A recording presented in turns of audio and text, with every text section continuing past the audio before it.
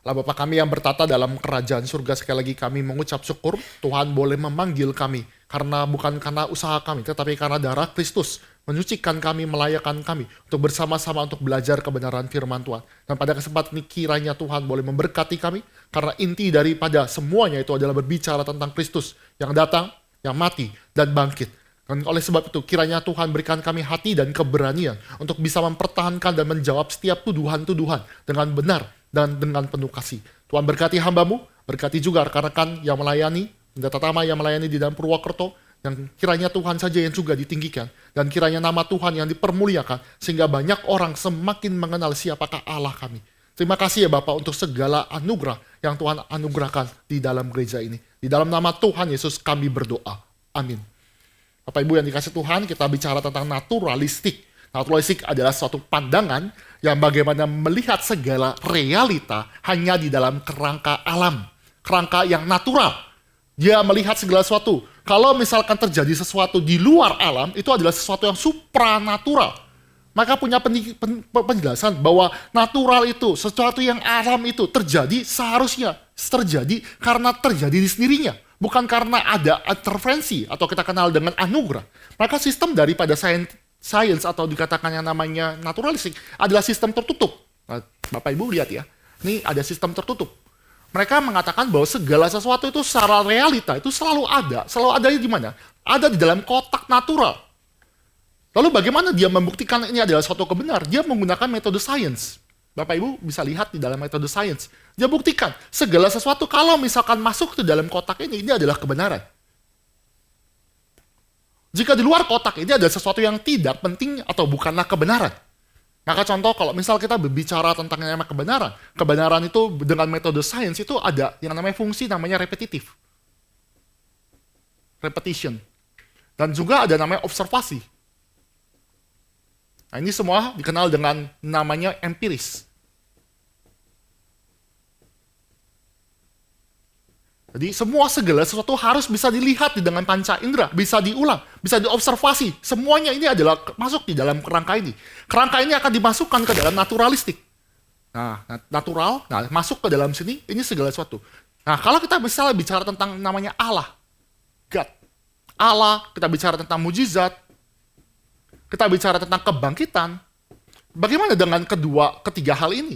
Nah, karena ini nggak bisa namanya repetition, nggak bisa diobservasi, kita nggak bisa lihat Tuhan, kita nggak bisa melihat mujizat itu, kita nggak bisa lihat fakta kebangkitan ini, maka ini semua nggak bisa masuk ke dalam kerangka ini. Makanya harus di luar.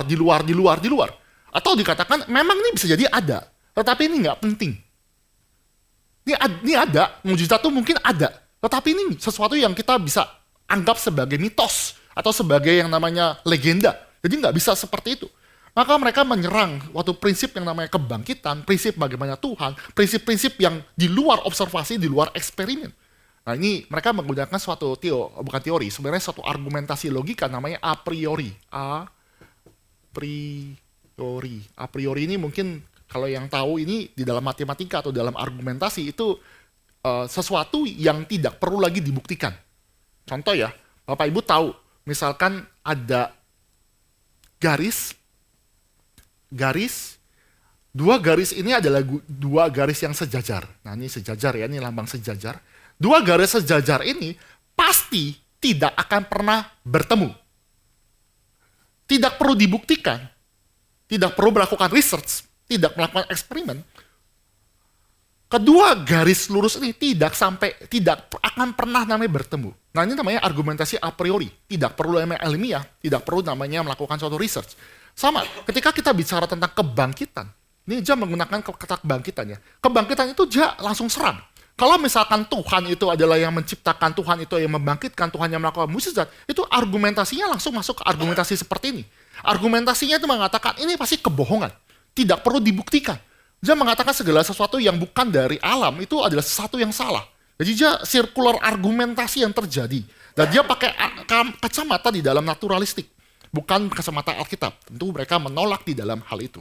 Maka argumentasi dan tuduhan yang pertama yang kita bisa lihat adalah yang pertama bicara tentang segala kebenaran harus dibuktikan melalui sains.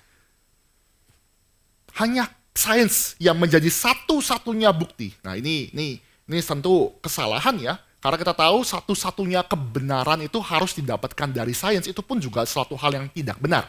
Mengapa saya katakan?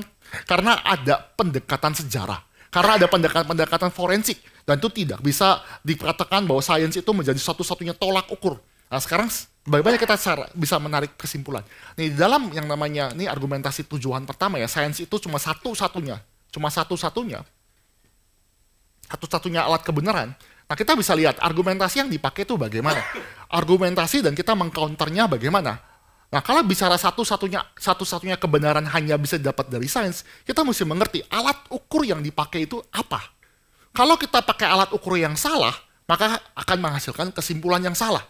Contoh ya, waktu saya SMA itu melakukan suatu eksperimen, suatu research-nya tuh gimana? Jadi di praktikum fisika itu dipakai penggaris. Disuruh hitung panjang dari kertas. Bapak Ibu bayangkan ini kertas ya, kertas itu dihitung panjang dan lebar. Kita pakai pakai penggaris untuk mengukur panjang dan lebar daripada kertas. Kita pakai alat yang sederhana. Tetapi kalau misalkan guru fisika saya melanjutkan, kalau untuk mengukur yang namanya ketebalan kertas, kita nggak bisa pakai penggaris. Kenapa? Karena kan satuan paling kecil dari suatu penggaris itu milimeter. Sedangkan ukuran ketebalan kertas itu lebih kecil daripada milimeter. Maka alat yang harus dilakukan adalah pakai jangka sorong atau pakai, semoga Bapak Ibu masih ingat ya, jangka sorong atau milimeter skrup istilahnya. Saya ingatin jangka sorong ya. Jadi pakai. Jadi lihat ini ketebalan itu diukur. Nah itu kalau ujian fisika tuh selalu dipakai. Ini cara bacanya mikrometer skrup tuh bagaimana. Itu untuk mengukur suatu ketebalan suatu benda. Ingat ya, ini kita ngomong panjang, kita pakai alat penggaris, bisa dipakai. Tetapi penggaris itu punya limitasi untuk mengukur ketebalan kertas. Oke ya, dalam hati. Sama, kita bicara tentang science, God. Alam, mujizat, kebangkitan, semuanya. Kalau kita pakai penggarisnya yang salah. Maka kesimpulannya, kalau pakai alat ukur yang salah, hasilnya juga salah. Oke? Contoh lagi. Ini kan masih sama-sama panjang ya. Sama-sama ukuran sentimeter, milimeter. Coba kalau bayangkan, Bapak Ibu ngukur ampere dengan penggaris. Kesetrum kayaknya. Atau menghitung banyaknya debit air yang keluar dari pump dengan menggunakan penggaris. Kayak sampai gila, sampai kiamat pun kita nggak bisa ngitung. Gimana caranya? Nggak bisa, karena alat yang kita pakai itu adalah alat yang tidak sesuai untuk menghitung atau mendapatkan hasil yang sesuai. Maka sama, kita lihat sekali lagi, kita bicara tentang namanya argumentasi, satu-satunya kebenaran harus pakai penggaris sains. Itu pun salah. Kenapa? Karena ada realita-realita yang tidak bisa dibuktikan dengan penggaris sains. Kayak salah satunya lagi ya, misalkan contoh ya, tools yang bisa kita lakukan. Ini juga argumentasi bunuh diri. Contoh ya. Fakta misalkan Indonesia merdeka itu nggak bisa dilakukan dengan pendekatan sains. Kita tahu Indonesia merdeka 1945. Itu tidak repetitif, betul ya? Kita juga nggak bisa observasi, mungkin kita belum lahir pada zaman itu. Maka apakah berarti kemerdekaan Indonesia itu suatu hal yang tidak masuk kotak ini, maka itu bukan kebenaran? Saya rasa enggak ya. Ini adalah pendekatan sejarah. Pendekatan sejarah bahwa Indonesia itu merdeka 17 Agustus 1945, itu alat ukurnya bukan sains. Alat ukurnya bukan pakai penggaris sains, tetapi pakai pendekatan sejarah. Oke ya, Bapak Ibu menangkap di dalam hal ini. Maka sekali lagi sama, pendekatan ini adalah pendekatan yang dipakai adalah pendekatan bagaimana kita lihat di dalam alam supranatural. Klaim-klaim yang kita sudah pelajari pada pertemuan-pertemuan minggu lalu. Lalu kita juga bisa lihat di dalam namanya, kita bicara tentang yang namanya argumentasi bunuh diri ya. Dia mengatakan satu-satunya kebenaran itu hanya bisa dibuktikan dengan sains. Nah kita pakai yang namanya argumentasi bunuh diri. Kenapa? Argumentasi bunuh diri. Kenapa? Satu-satunya alat ukur untuk kebenaran adalah sains. Sedangkan fakta satu-satunya alat ukur itu tidak dibuktikan dengan repetitif dan observasi. Ini adalah bunuh diri secara logika. Ini sering sekali, kadang-kadang kita pakai pendekatan demikian untuk mengatakan bahwa eh eh, kan dia pendekatannya gini, semua itu harus bisa masuk ke dalam laboratorium, harus masuk dalam research, bisa diobservasi, bisa dilakukan secara empiris, maka itu menjadi kebenaran. Permasalahannya adalah segala sesuatu, statement segala sesuatu harus dibuktikan dengan eksperimen, itu pun tidak pernah dibuktikan secara eksperimen. Tidak pernah dibuktikan secara empiris, tidak bisa dibuktikan secara ruang laboratorium. Maka statement ini sebenarnya statement yang salah. Statement yang tidak bisa dipertanggungjawabkan. Contoh yang sering dipakai ya. Segala sesuatu tuh ada relatif. Tahu ya? Kebenaran itu relatif. Setuju gak Bapak Ibu? Ya kan, kalau kita lihat ada orang misalkan mau menolong orang itu relatif. Kalau misalkan dia orangnya baik, kita bisa tolong. Tapi kalau orangnya jahat, tentu kalau itu kerabat atau enggak, kita bisa katakan enggak mau nolong. Kebenaran itu bisa relatif. Benar gak Bapak Ibu? Enggak. Kebenaran itu relatif lah, tergantung ya. Kita nolong orang tuh relatif, bener. Kadang-kadang bisa dipakai juga ya. Sebenarnya gini, kebenaran tuh relatif itu pun juga sebenarnya statement bunuh diri. Nangkap Bapak Ibu ya? Kebenaran itu relatif. Berarti kalau dia mau menyatakan kebenaran, statement kebenaran ini adalah kebenaran yang juga relatif. Nangkap Bapak Ibu? Kalau kebenaran itu relatif, maka statement yang saya baru ngomong itu juga relatif. Berarti statement itu adalah statement yang bunuh diri. Maka perlu ada statement argumentasi kebenaran itu pasti ada yang absolut, juga ada yang relatif, baru kita bisa terima. Oke ya, saya rasa Bapak Ibu nangkep ya. Ini argumentasi yang katakan sering sekali orang pakai, dan tapi nggak sadar itu sebenarnya nembak kaki sendiri dan argumentasinya jatuh. Sama di dalam pendekatan sains. Segala sesuatu tuh harus dibuktikan dengan sains. Padahal perkataan dan argumentasi ini tidak pernah dibuktikan secara sains. Oke ya, di dalam hal ini.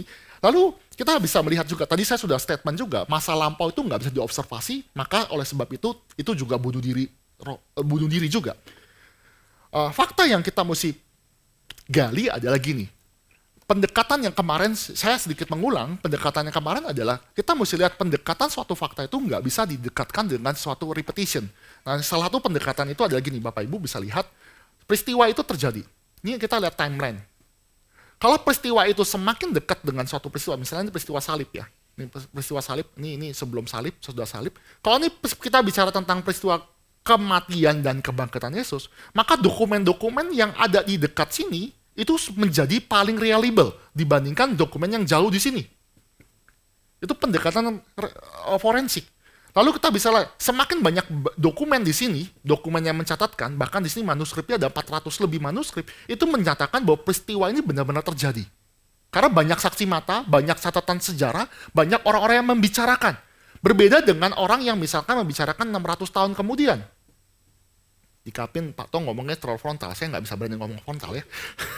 ini 600 tahun kemudian dia katakan cuma single source dari Tuhan, dikatakan bahwa Yesus tuh nggak pernah disalibkan, Yesus nggak pernah bangkit, dan dia pergi naik ke surga, dia kabur. Ini nggak bisa menjadi source. Ingat ya, pendekatan yang dikatakan, penggaris yang dipakai adalah pendekatan forensik. Semakin banyak kesaksian mata secara independen, jauh-jauh lebih powerful dibandingkan kesaksian satu orang. Itu bisa ngarang bebas. Oke ya, di dalam hal ini kita mesti mengerti ya, ini argumentasi-argumentasi yang kita bisa pakai. Lalu kedua, argumentasi tuduhan yang dikatakan kita bicara tentang secara spesifik adalah kebangkitan.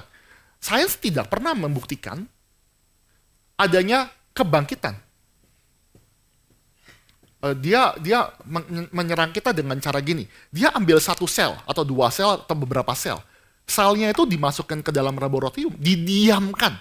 Setelah didiamkan, apakah sel itu bangkit? Nggak bisa.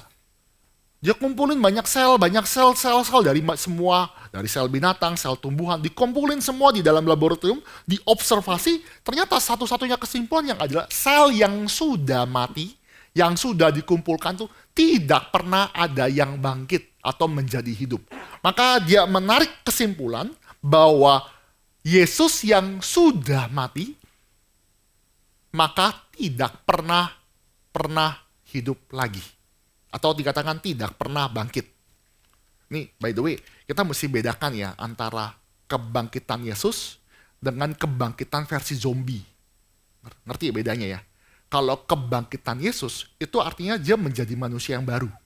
Benar-benar punya tubuh yang baru, memorinya benar-benar ada, benar-benar terjadi. Benar-benar yang manusia. Beda dengan kebangkitan ala zombie.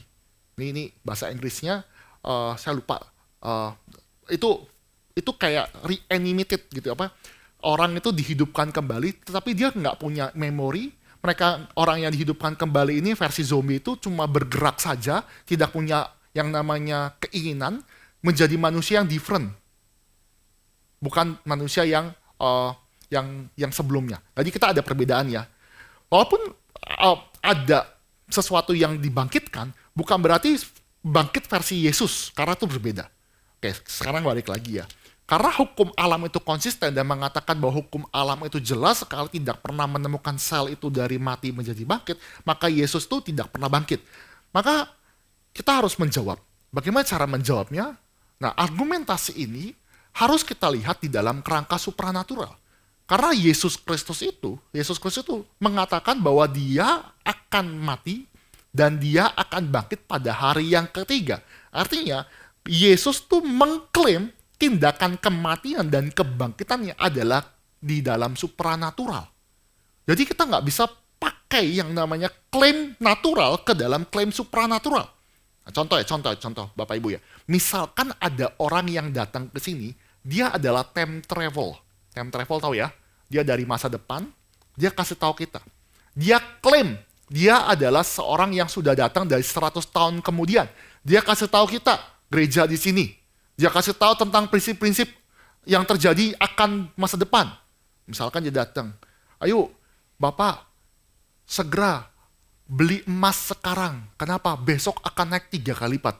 Nah, kalau dia klaim begitu dan dia itu ada time travel ya, klaimnya itu ada di dalam klaim time travel ya, konteks time travel. Maka ketika dia mengklaim seperti itu dan ternyata kejadian, maka kita bisa pelan-pelan mulai terbukti, mulai meyakinkan orang ini adalah orang yang time travel. Misalnya ada setiap kejadian-kejadian itu benar-benar terbukti, setiap prediksi terbukti.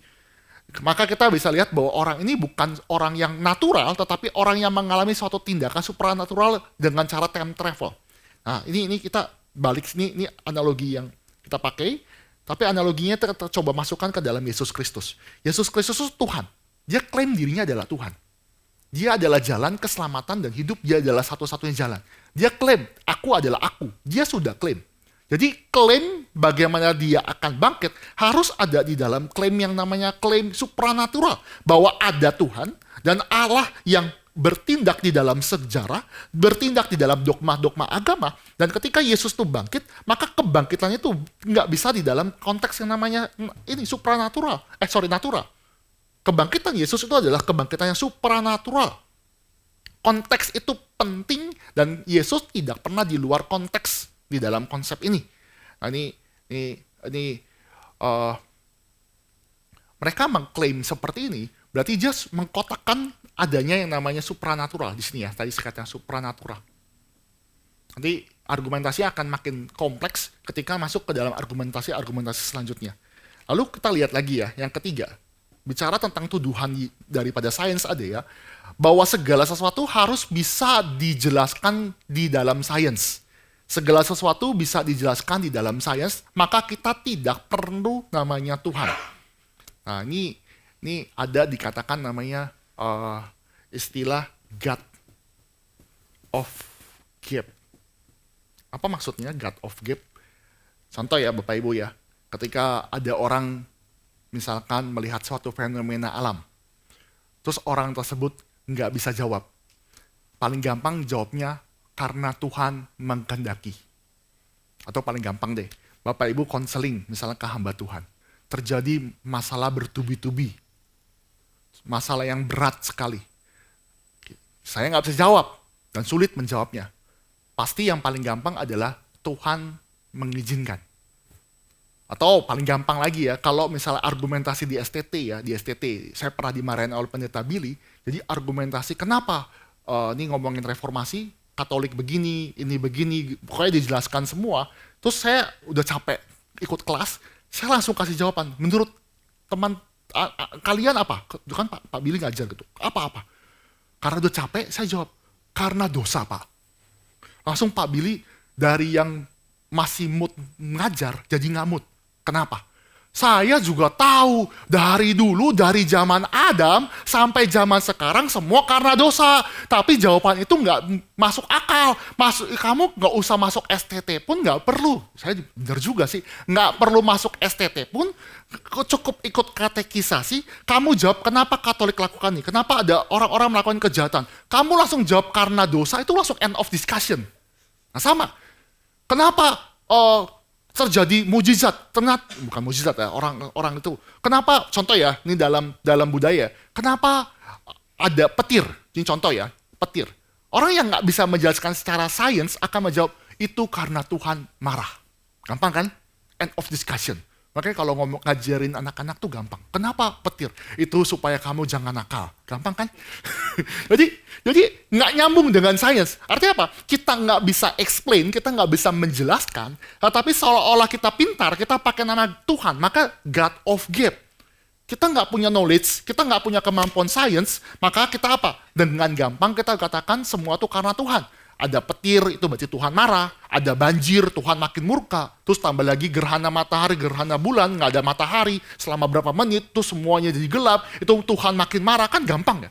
Ternyata di zaman abad pertengahan masuk ke dalam Enlightenment, langsung dikatakan bahwa semua fenomena tentang petir, tentang banjir, tentang gerhana, baik gerhana bulan dan gerhana matahari itu bisa dijelaskan oleh sains. Oleh sebab itu, orang modern science akan berkata segala sesuatu harus bisa dijelaskan dengan sains. Kalau misalkan mujizat nggak bisa direpetition, kebangkitan Tuhan Yesus nggak bisa direpetition, itu sebenarnya adalah mitos, bukan kebenaran, dan kita tidak bisa yang namanya memberikan penjelasan di dalam hal itu. Ya Bapak Ibu ngerti ya di dalam penjelasannya ini. Memang sih kadang-kadang kita sering pakai dan sebagai orang teistik berarti bukan cuma agama Kristen tapi agama lain. Memang sering sekali menggunakan argumentasi begini dan kita harus juga setuju. Kenapa? Kita tahu bahwa dunia kita bukan dunia natural tetapi juga dunia supranatural. Tuhan tuh mengizinkan. Ada yang ngejokes ya kalau misalnya dibilang kenapa bisa yang namanya kita bisa bernafas, kita semua bisa mendapatkan makanan. Kita tahu ada hal-hal natural. Tuhan pakai negara, Tuhan pakai petani, Tuhan pakai segala sesuatu sehingga kita dapat makanan. Tetapi di dalam aspek supranatural kita juga bisa menjawab sebagai orang teistik ya, orang percaya bahwa Tuhan yang memprovide, Tuhan yang menjaga negara, Tuhan yang memelihara petani, Tuhan yang menyuburkan tanah, Tuhan pakai cacing-cacing yang hidup itu supaya menggeburkan tanah. Tuhan bisa pakai supranatural tersebut.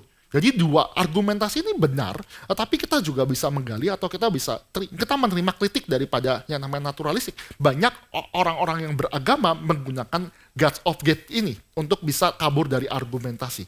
Tapi sekali lagi, bagaimana kita bisa menjelaskan? Gini, nggak semua yang dari agama atau orang religius itu salah. Contoh ya Bapak Ibu ya. Kalau misalkan ada pencuri nih, seorang pencuri, dia datang ke rumah, dia mencuri. Nah, ketika dia mencuri, dia melakukan suatu statement bahwa statement ini seorang pencuri. Pencuri, dia ketahuan mencuri, dan dia kasih statement. Statementnya apa? Dia statementnya bahwa manusia itu harus berkata jujur. Statement manusia harus berkata jujur itu benar gak? Benar dong. Walaupun dia pencuri, tetap statement itu benar, betul ya? Kebanyakan kita tidak mau terima argumentasi setiap orang harus berkata jujur. Karena apa? Karena pencuri. Karena statusnya pencuri. Itu dikenal dengan yang namanya istilah itu genetic fallacy. Ini bicara, kalau misalkan kamu ini adalah orang Kristen dan kamu bicara kebangkitan, oh kamu orang Kristen ya? terus kamu ngomongin kebangkitan. Berarti kalau kamu ngomongin kebangkitan pasti salah. Itu nggak bisa. Argumentasi adalah argumentasi yang berdasarkan genetic validity. Jadi artinya kita nggak bisa mengatakan argumentasi itu ditolak karena sumbernya. Kita harus melihat di dalam konteks ini, kalau Tuhan memang menciptakan, Tuhan mengizinkan yang namanya kebangkitan, dan Tuhan mengizinkan ada suatu mukjizat, kita nggak boleh langsung buang semuanya. Jangan-jangan memang Tuhan itu benar-benar bertindak sesuai dengan apa yang terjadi. Jadi nggak bisa berkatakan segala sesuatu itu adalah mitos. Ini contoh ya.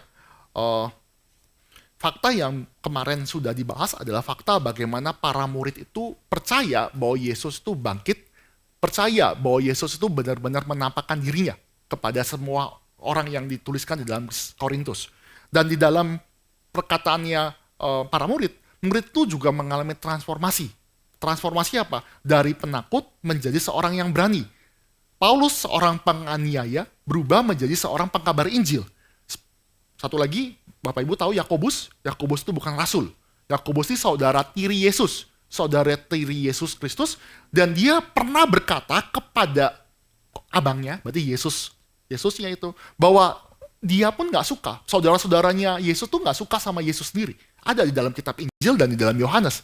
Tetapi di dalam kisah para rasul, ternyata Yakobus ini menjadi pemimpin gereja. 3 pemimpin gereja, Yohanes, Yakobus itu saudara tiri Yesus, dan juga yang namanya Petrus. Dan by the way, surat Yakobus itu yang tulis ini bukan rasul, itu saudara tiri Yesus. Oke? Yudas pun juga ya, Yudas itu bukan Yudas Iskariot, tapi Yudas saudara tiri Yesus. Jadi artinya apa? Saudara-saudara Yesus yang pernah mencemooh Yesus bertobat, dan pertobatan yang radikal. Artinya pertobatannya sangat instan. Suatu kali ada anak remaja itu bandel banget. Akhirnya solusi paling gampang sebagai orang Kristen kan, papa mama Kristen kan, suruh ikut retreat. Betul ya? Paling gampang, udah kamu ikut retreat. Atau kemarin tuh kan retreat perjodohan, BMW ya, Biblical Manhood. Nah udah, kamu susah cari jodoh. Sudahlah, paling gampang ya, kamu ikut retreat. Semoga setelah ikut retreat kamu berubah. Nah, biasa kan begitu ya. Ya memang kita puji Tuhan begitu ya. Tetapi anak remaja itu ikut, dia di situ di retreat memang Tuhan sentuh. Tahu gak apa yang terjadi? Pulang-pulang berubah jadi orang yang berbeda. Berbedanya kenapa? Berbedanya benar-benar jadi rajin, kan senang dong, orang tua senang ya. Males, tiba-tiba rajin. Bangun, dulunya dibangunin, sekarang bangun sendiri. Bangun sendiri plus doa, plus saat teduh. Keren kan? Wah benar, retreat nih mengubah. Berarti bapak ibu yang punya anak seperti ini pasti akan tanya-tanya, retreat ada apa ya? Di retreat ada apa ya? Karena kita ngomongin bertahun-tahun nggak berubah-berubah, tapi kok ada satu fenomena itu berubah radikal. Nah sama. Ketika Yesus bangkit dan menampakkan diri, itu perubahan sangat radikal bagi Paulus, bagi Yakobus, bagi Yudas. Dengan waktu sangat singkat, dia berubah 180 derajat. Tapi biasanya kalau kita punya anak remaja kan udah ikut retreat, senang ya, berubah. Tapi kadang-kadang kita juga nggak setuju kalau berubahnya terlalu rohani. Sampai akhirnya, mama, papa, saya pikir saya mau jadi hamba Tuhan. Apa? Mau jadi hamba Tuhan? Kamu mau makan apa? Nah, awalnya kalau misalnya terlalu buruk janganlah. Minimal kamu menjadi manusia yang biasa aja. Tapi perubahan Tuhan kan nggak bisa kita cegah, benar kan? Allah Roh Kudus bisa bekerja. Kalau anak itu bekerja dan berubah, terus akhirnya Tuhan persiapkan untuk jadi hamba Tuhan, biasanya orang tua nggak setuju. Nggak setuju, kenapa? Terlalu hebat nih perubahannya. Salah papa mama ikut kamu ke retreat. Serba salah. Kenapa? Karena memang perubahan Roh Kudus itu begitu drastis, begitu radikal. Dan ini yang tidak bisa dijelaskan oleh yang namanya science. Ini nggak bisa dijelaskan di dalam pendekatan seperti itu. Kalau misalkan Paulus itu bisa berubah dan dia mengklaim kebangkitan Yesus, kita nggak boleh tolak argumentasi Paulus mentang-mentang dia adalah seorang petobat baru. Nggak bisa. Kenapa? Fakta bahwa Yesus bangkit dan itu diberitakan oleh orang Kristen, Paulus, Yakobus, dan murid itu nggak bisa diabaikan serta-merta gara-gara ini loh, genetik. Karena orang Kristen yang klaim, maka salah. Teman-teman sebel gak sih kalau kita lakukan argumentasi langsung ditolak karena berdasarkan ras, berdasarkan apa ya? Berdasarkan misalkan masih kecil, masih muda ya. Anak saya bilang, so ini nggak pernah terjadi ya. Papa jangan bohong. Langsung kita emosi. Kamu tahu apa? Papa tuh nggak pernah bohong. Kita langsung marah. Kenapa? Karena anak kecil yang tegur saya. Tapi perkataan anak kecil itu benar kan? Benar. Kita nggak bisa langsung marah. Kita langsung, kamu tahu apa? Kamu nggak ngerti kehidupan. Ini adalah argumentasi yang sebenarnya argumentasi yang kita katakan kecacatan. Cacat secara genetik. Oke ya? Maka kalau sekali lagi ya, saya balikin lagi. Fakta bahwa para murid melihat ada Yesus yang bangkit, walaupun mereka itu adalah orang percaya, fakta Yesus yang bangkit ini tidak boleh dieliminasi serta-merta karena klaim daripada orang percaya. Klaim ini adalah klaim valid dan kita setuju. Oke ya. Contoh ya, misalkan kita ngomong kemerdekaan Indonesia. Kalau misalkan ada yang mengklaim ya, kemerdekaan Indonesia itu karena Tuhan yang berikan.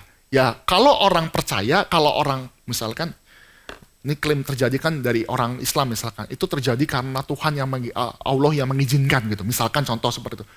Kalaupun dia mau mengklaim fakta bahwa kemerdekaan Indonesia itu terjadi, itu benar-benar adalah fakta sejarah. Kita nggak boleh mentang-mentang itu ada yang mengklaim yang berbeda atau dikasih dogma. Fakta yang secara objektif tidak boleh dibuang. Oke ya, di dalam hal ini. Maka jelas sekali, kalau misalnya pendekatan sains, pendekatan forensik itu sudah bisa membuktikan Yesus bangkit, maka kita nggak bisa langsung buang semuanya. Oke ya, ini kita pelan-pelan dikit ya. Ini contoh lagi ya, seperti ini ya. Saya pernah juga pakai juga contoh ini ya.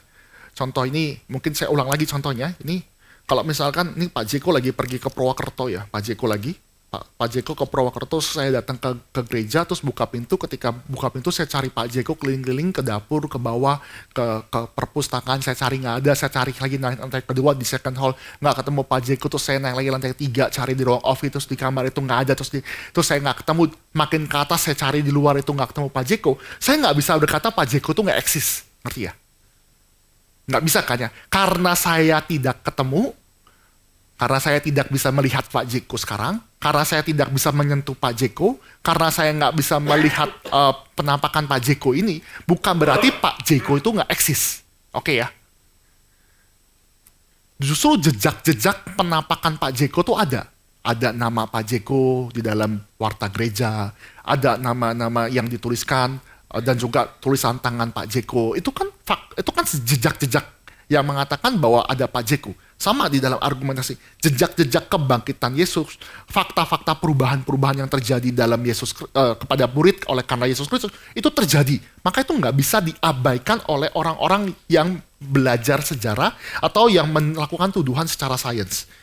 Oke, ini argumentasi yang ini ketiga, ini keempat itu dikatakan kalaupun Tuhan ada ya, kita masuk ke dalam argumentasi deisme.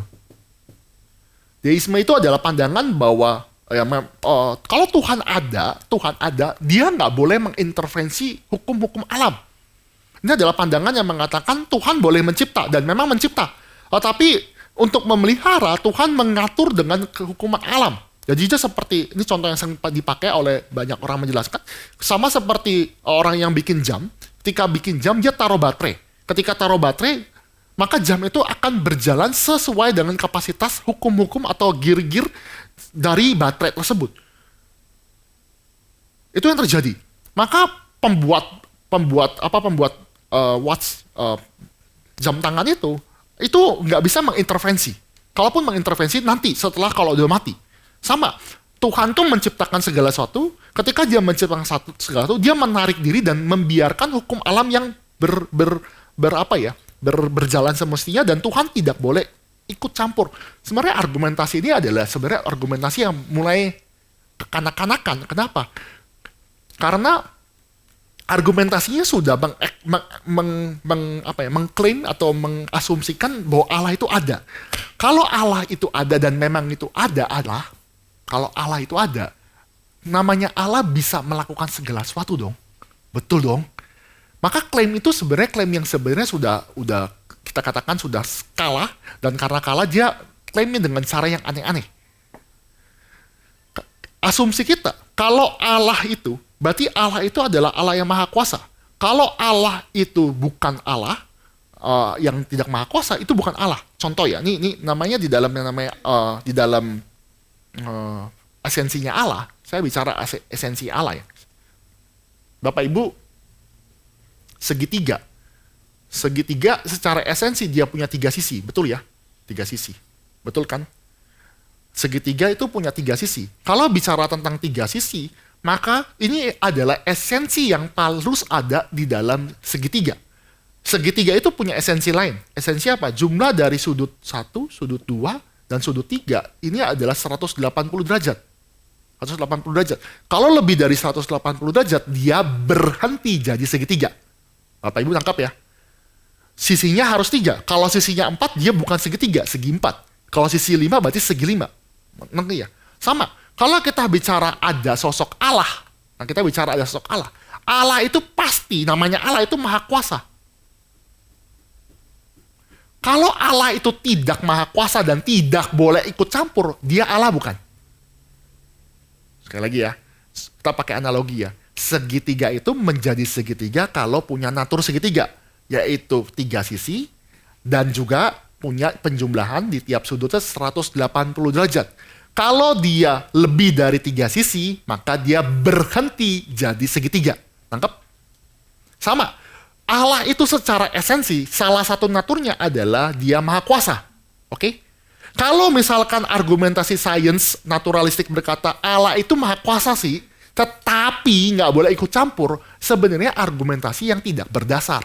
Kalau Allah itu maha kuasa, dia tentunya bisa ikut campur, dia bisa melakukan mukjizat atau bisa melakukan tindakan kontra dari hukum alam.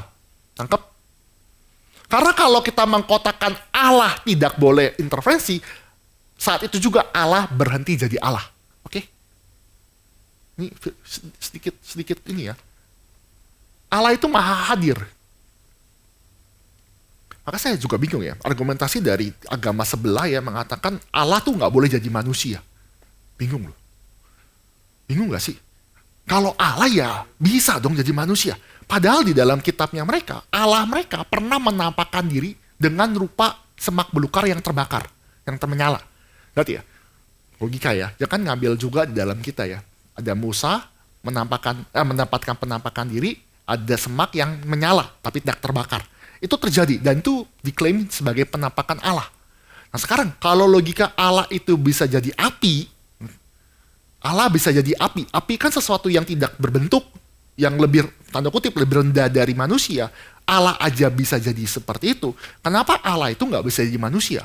Artinya Allah bisa jadi manusia, ya bisa. Kenapa? Karena dia adalah Allah yang maha kuasa. Oke? Jadi sebenarnya absurd sebenarnya pendekatan yang namanya deistik.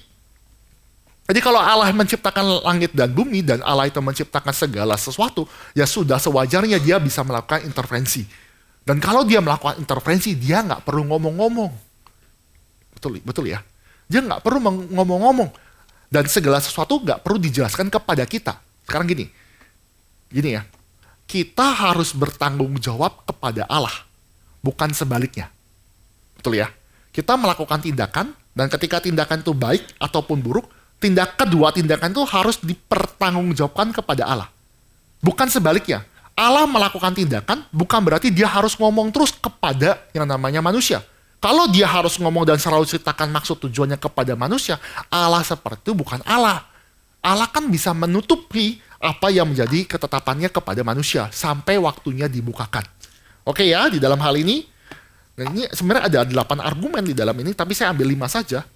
Oke, 5 saja. Argumentasi yang kelima adalah bicara bahwa setiap sekali kejadian tuh harus ada sains. Nah ini sama mirip dengan ini ada alasan di tiap yang namanya terjadinya suatu kejadian. Contoh ya, segala sesuatu terjadi karena alam. Harus terjadi. Pasti ada bisa dijelaskan secara naturalistik atau dari secara sains. Nah ini dia menjelaskan seperti mujizat-mujizat Tuhan Yesus itu, mujizat itu harus bisa dijelaskan. Contoh ya, ini sebelum masuk ke dalam kebangkitan, dan memang sulit dibuktikan, dia menjelaskan salah satu mujizat yang tercatatkan di Alkitab itu adalah 10 tulah. Bapak Ibu, orang yang menganut paham naturalistik dan saintifik itu mengatakan bahwa 10 tulah itu sebenarnya adalah fenomena alam. Dan ternyata memang dibuktikan, dari jurnal dibuktikan bahwa memang ada bencana yang rutin, katastrofik. Dia jelaskan 10 tulah itu secara urutan. Pertama ya, dia jelaskan itu bukan air jadi darah. Tetapi ada alga warna merah terbawa angin atau ke bawah arus. Kan sungai Nil itu kan dari Ethiopia ke bawah, akhirnya sampai ke dalam yang namanya delta sungai Nil. Mesir itu paling akhir. Akhirnya apa? Semua numpuk di situ menyebabkan air seolah-olah jadi darah. Karena terlalu banyak alga gimana? Banyak ikan yang mati. Banyak buaya-buaya mati. Oke ya, masuk ya. Mulai masuk akal ya. Wah, pintar juga ya. Pintar juga. Terus setelah itu, akibat tindakan alga seperti itu menyebabkan chain of reaction. Tahu ya, chain of reaksi.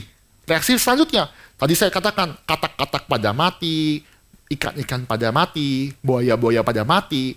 Kalau misalkan katak mati, katak itu mati dan ikan-ikan pada mati dan buaya mati, itu menyebabkan muncul bukan katak. Karena pertama karena matinya ikan dan buaya. Ikan dan buaya itu menyebabkan predator alami sungai Nil itu mati, maka katak-katak itu menjadi hidup lebih banyak. Tadi bukan katak. Maka tulah kedua itu dijelaskan adalah katak. Nanti ya, kalau sekarang ini lagi fenomena di Jakarta tuh membersihkan ikan sapu-sapu. Kalau tahu berita itu, kenapa? Karena nggak ada predator alami. Sama, ketika proses alga itu terjadi, buaya-buaya itu nggak ada makanan, jadi saling gigit. Ikan pada mati, jadi saling gigit.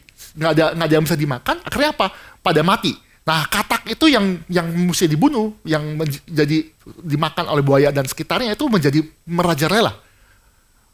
Oke? Nangkap ya, oke. Terus mereka masuk ke logika. Terus abis katak, Bapak Ibu tahu apa yang di ini? Lalat. Jadi kan namanya banyak bangke, muncul banyak lalat dong. Ya, muncullah tulah ketiga. Abis lalat, nyamuk ya. Terus muncul penyakit. Dia bisa jelaskan. Jadi segala sesuatu tuh 10 tulah itu dijelaskan secara sains. Maksa sih. Walaupun masuk logika kita, tapi sebenarnya gini, kalaupun Tuhan pakai, Tuhan bisa tindakan secara gini ya. Tuhan tuh bisa melakukan tindakan dengan menggunakan alam, bisa juga tanpa alam. Berarti ya, Tuhan bisa aja ya pakai fenomena alam itu untuk menyatakan 10 tulah, boleh gak? Boleh dong, kan dia Tuhan. Bisa juga Tuhan itu memang langsung intervensi, dan kita nggak suka biasanya. Yang paling enak kan Tuhan pakai cara yang smooth ya, alam tiba-tiba datang. Nah, bisa saja. Tetapi sekali lagi, argumentasi seperti ini tidak bisa mengeksplain atau menjelaskan semuanya. Maka salah satu ya, naturalistik itu gagal menjelaskan bagaimana fenomena Musa dan 2 jutaan orang nyebrang dari daratan ke daratan, melewati Laut Merah. Bapak Ibu, Laut Merah itu bukan seperti Sungai Ciliwung, yang bisa diseberangin oleh anak kecil. Waktu saya ke gereja itu, mereka main-main di kali itu, dilewat bolak-balik itu. Enggak, itu laut. Kalau Laut Jawa, itu masuk kategori dangkal. Tetap itu laut merah. Nah, ternyata para sains menemukan ada titik. Ini kan terserah dia lah bikin argumentasi. Titik di mana paling dangkal.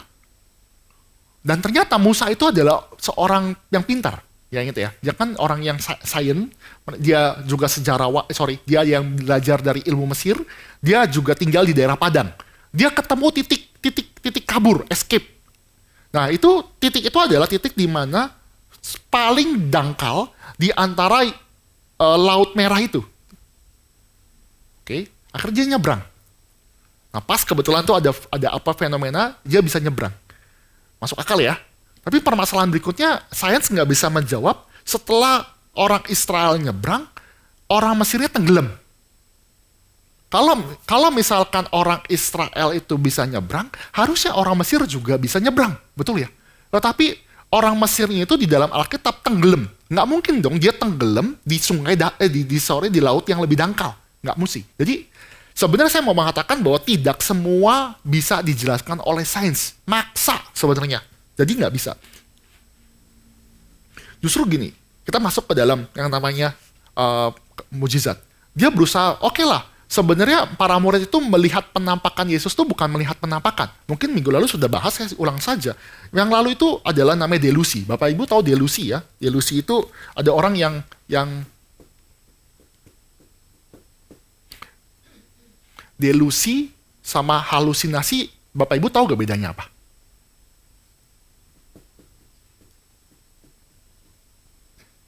Delusi itu ketika di dalam pikirannya, halusinasi itu bukan cuma di pikiran, tapi ada kayak objeknya.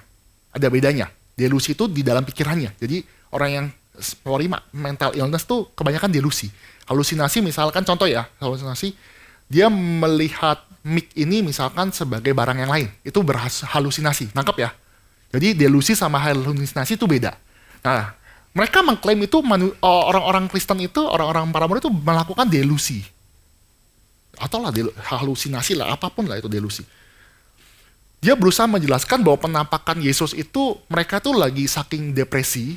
Bapak Ibu, kalau yang pernah mengalami kedukaan, misalnya sayang banget sama papa, mama, sayang sama anak, itu pernah mengalami depresi. Dan memang benar di dalam research bahwa orang yang mengalami depresi dan mengalami kedukaan yang sangat besar, kadang-kadang itu mimpinya itu datang penampakan orang yang baru saja meninggal. Tangkap ya? Berdelusi. Jadi saking kepikirannya tuh kebawa mimpi. Mungkin kalau yang pernah mengalami depresi yang berat ya, terjadi seperti itu. Berpikir berhayal tuh terjadi dalam pikiran bawah sadarnya dia masuk. Nah, murid-murid dan para perempuan tuh sangat cinta dengan Yesus. Sangat cinta. Maka ketika mereka melihat Yesus mati dengan cara tragis ya. Mereka tuh kena mental ya. Zaman sekarang kena mental. Apa yang terjadi? Para murid tuh akhirnya kebawa mimpi atau mengalami delusi.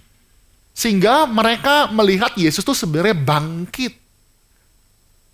Nah, seru kan ya begini ya. Dia menjelaskan bahwa segala sesuatu fenomena harus bisa dijelaskan. Mereka, orang sains, menolak bahwa Yesus itu menampakkan diri. Maka untuk bisa menolak menampakkan diri, mereka menggunakan teori alternatif. Mereka itu sedang berdelusi atau berhalusinasi. Cuma permasalahannya itu, yang melihat penampakan Yesus itu ada lebih dari ratusan. Ini 500 orang melihat penampakan Yesus dan mereka bisa menjelaskan secara detail penampakan Yesus dengan sangat sinkron. Kalau delusi, berbeda. Delusi, sebagai saya suami istri ya, istri saya mimpi apa, saya nggak pernah tahu. Begitupun sebaliknya, nggak pernah sama. Kalau misalkan ada 500 orang ya, 500 orang mimpinya sama, itu jauh-jauh lebih miracle, jauh-jauh lebih mujizat daripada kebangkitan Yesus. Tangkap ya? Ini kita ada berapa? 20-30 orang. Misalnya pulang, melihat penampakan Yesus, anggap aja kita melihat penampakan Yesusnya itu sama. Sulit ya. Karena bisa jadi versi saya, karena saya belajar teologi, penampakan Yesus tuh bukan matanya yang biru, mirip Asia. Kalau mungkin versi kepada kita, mungkin matanya biru. Jadi kalau ditanya lebih detail, orang-orang itu ketika diinterogasi, pasti akan menampakkan penampakan Yesus tuh yang beda-beda. Ada yang bajunya merah, ada yang bajunya biru, ada yang bajunya penuh dengan darah. Artinya apa? Kalau ada 500 orang itu dengan hari yang sama tanpa kong kali kong itu bisa menjelaskan penampakan Yesus, itu bisa menjadi mukjizat yang lebih hebat dari miracle, dari kebangkitan Tuhan Yesus. Oke ya, dalam arti. Jadi ini ya, penjelasan daripada sains yang mengatakan segala sesuatu harus ada alasannya, harus bisa dijelaskan dengan sains, itu menciptakan problem baru, tidak solve problem. menciptakan problem-problem baru. Saya sudah jelaskan di dalam pertemuan pertama, ada bedanya mungkin dengan masuk akal. Apakah Bapak Ibu masih ingat? Apa bedanya mungkin dan masuk akal? Kalau mungkin, ya mungkin aja. Semua orang bisa bermungkin-mungkin ya. Mungkin nggak saya ini keturunan daripada raja yang terlupakan? Mungkin kan ya. Tapi masuk akal nggak? Nggak masuk lah ya. Nih Pak Peter nggak masuk akal. Berandai-andai. Mungkin nggak misalkan tiba-tiba ya, misalkan di dalam GRI ini tiba-tiba muncul yang namanya ladang minyak, terus kita bisa bayar semua tagihan pembangunan. Mungkin kan? Bisa aja kan, mungkin ya. Kan sesuatu bisa aja mungkin ya. Tapi masuk akal belum tentu ya. Ngerti ya, masuk akal. Semua orang bisa melakukan satu mungkin. Kebanyakan politikus kita tuh masuk ke dalam kategori mungkin, tapi nggak pernah masuk akal. Sulit. Jadi semua bisa berandai-andai, mungkin.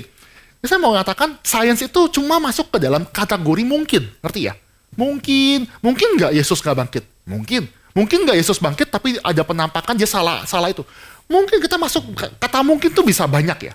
Tetapi kalau argumentasi mungkin saja, tanpa masuk argumentasi yang kuat dan masuk akal, sulit kita yang namanya melakukan counter. Kita jadi kayak circular argument. Oke ya? Jadi faktanya ini gimana? Kalau Yesus benar bangkit dan Alkitab mengatakan Yesus benar bangkit, kita nggak boleh ignore. Dan memang Tuhan bisa melakukan tindakan supranatural untuk membangkitkan orang mati, maka kita harus setuju dengan klaim ini dan kita harus percaya. Ini ada satu, saya mengutip satu penjelasan, ada seorang namanya Michael Bale, mengatakan bahwa ketika ada kasus ya, ini dia ada suatu cerita ya, mengatakan ada orang meninggal karena ya dia meninggal, orangnya itu menjadi gepeng, ini anggap aja ya, merata dengan tanah. Terus para detektif itu akhirnya berkumpul dan mencari tahu siapa sih yang membuat manusia itu jadi gepeng sehingga mati. Mereka cari tahu siapa tersangkanya. Pas lagi cari yang namanya tersangkanya itu, di sampingnya victimnya, korbannya, itu ternyata ada gajah besar di situ. Cuma karena mereka berpikir nggak mungkin gajahnya tersangka, maka dia cari manusia yang membuat gepeng manusia lainnya. Sampai kapanpun nggak bisa. Konklusi paling gampang adalah memang gajah itu mungkin ya nggak sengaja neken si manusia itu sehingga jadi gepeng. Kan konklusi gampang ya. Tapi kebanyakan orang saintis itu menolak argumentasi gajah itu sebenarnya Tuhan yang besar, yang membangkitkan Yesus, yang memberikan kehidupan, dan mereka mencari fakta-fakta lain atau mencari tersangka-tersangka lain, seolah-olah itu Tuhan tuh nggak boleh. Nah ini harusnya kita objektif bahwa memang Tuhan itu yang benar-benar membangkitkan Yesus Kristus itu. Sekali lagi problemnya orang saintis itu jauh lebih banyak dibandingkan percaya bahwa Yesus memang dibangkitkan oleh Allah. Nah kita mesti lihat ya, ada satu fenomena ya sebenarnya kita mesti lihat. Terlepas daripada, ini kita masuk ke dalam mitos ya, sedikit mitos. Bapak Ibu, mitos itu jadi mitos ketika mitos itu dimaknai. Contoh ya, ini kan argumentasi mitos juga ya.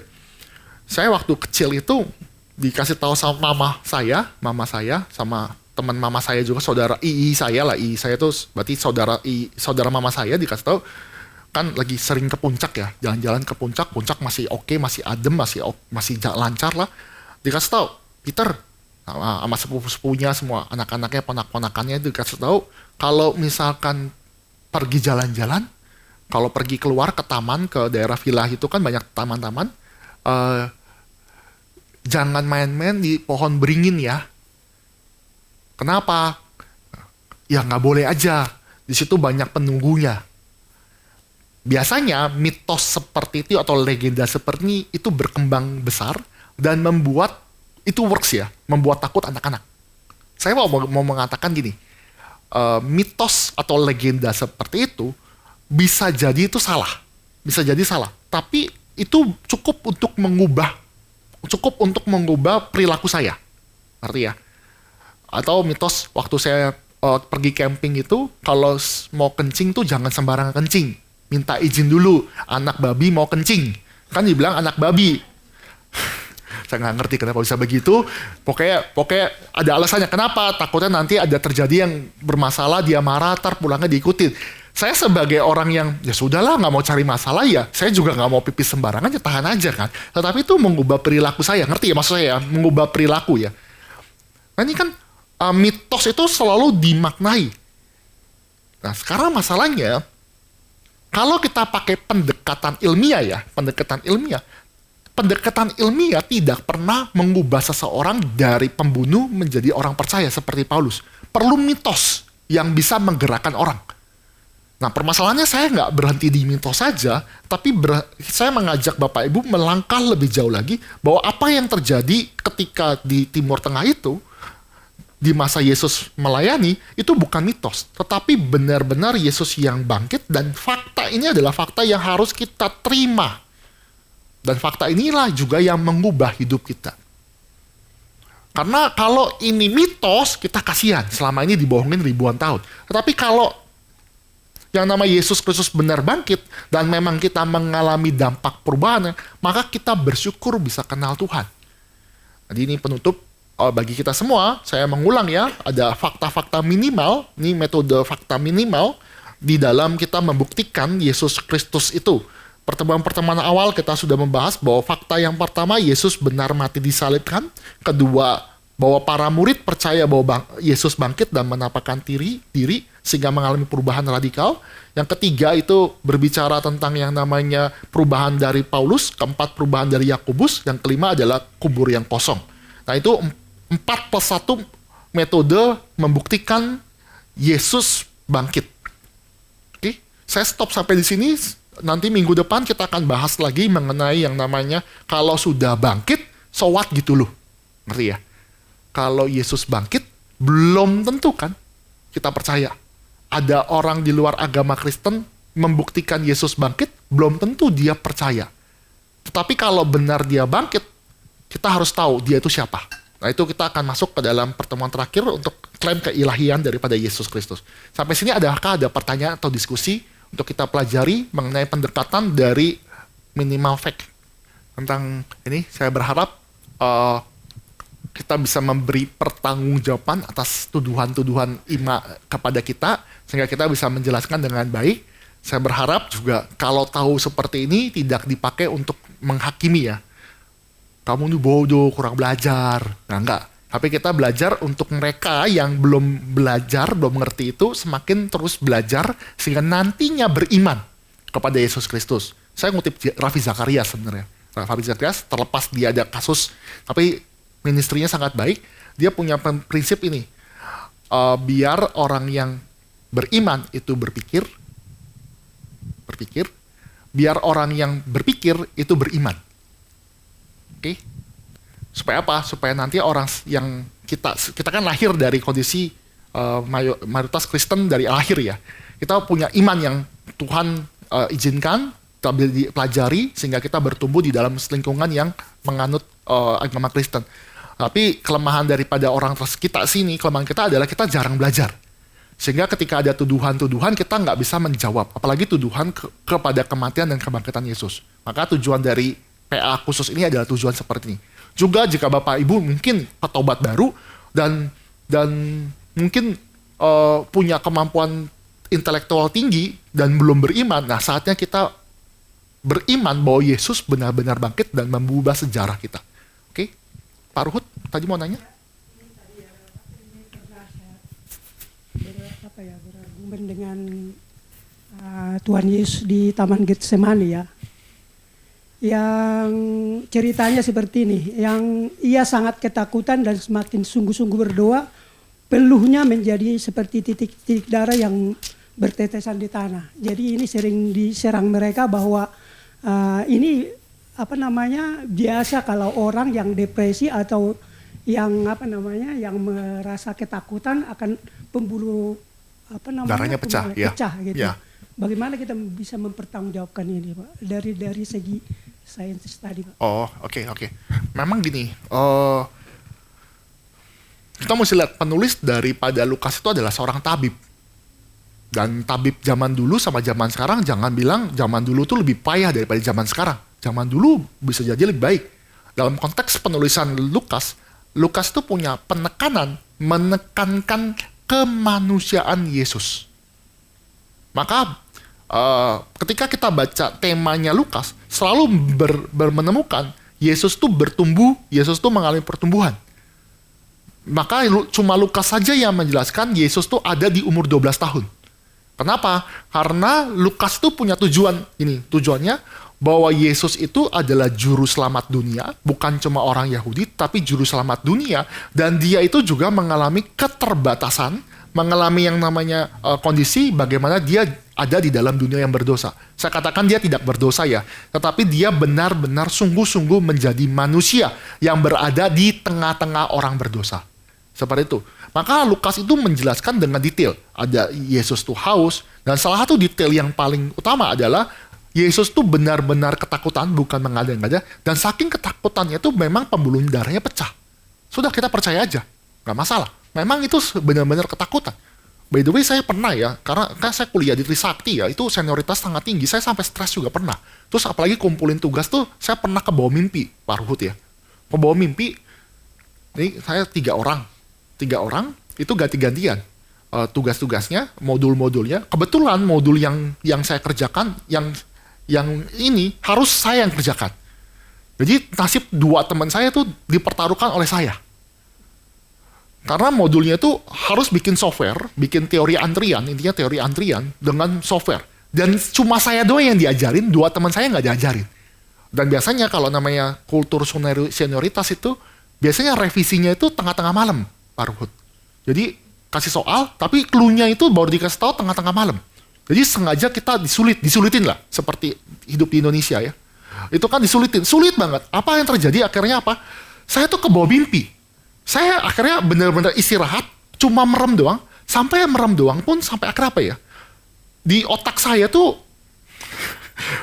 apa ya, ngomongnya algoritma atau apa ya, sintaks supaya ini gimana ya, kok tadi nyangkut ya, ini kenapa ya. Jadi saya nggak bisa tidur, saya cuma tidur setengah jam sampai 40 menit, kebangun lagi, kerjain lagi. Itu aja saya stres. Nah Yesus, saya bandingkan ke Yesus ya. Yesus itu sudah H-7, itu sudah siap-siap menuju mati. H-7. Jadi dia H-7, dia sedang menuju ke Yerusalem, dia sedang melayangkan pandangan ke Yerusalem, dan dia tahu ketika dia masuk ke Yerusalem, dia sudah masuk ke dalam eksekusi mati. Stresnya minta ampun. Ingat ya, itu ngomongin Yesus tahu waktunya dia mati. Mati aja stresnya tuh setengah mati, bener-bener depresinya. Dan itu emang dibuktikan oleh sains, memang pecah. Seperti itu Pak Ruhut. Pandangan mereka atau penilaian mereka dari segi kemanusiaan Yesus ya. Betul. Yesus yang memang mengalami pecah pembuluh darah seperti itu. Sudah, kita terima.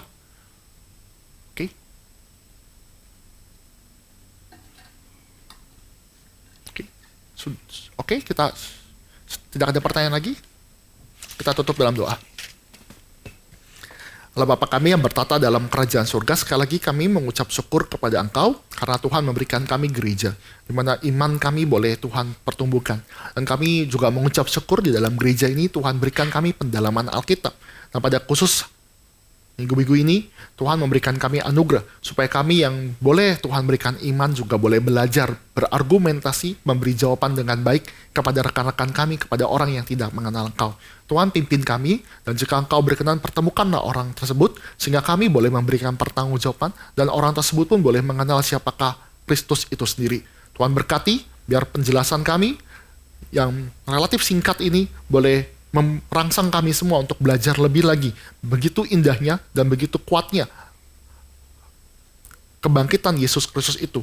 Ribuan tahun mengalami serangan, tuduhan, tetapi bertahan sampai saat ini. Oleh sebab itu kiranya Tuhan berikan kami ketekunan dan sukacita karena iman kami itu teruji oleh waktu. Terima kasih ya Bapa, kiranya Tuhan terus memberkati kami, memimpin kami. Di dalam nama Tuhan Yesus kami berdoa. Amin.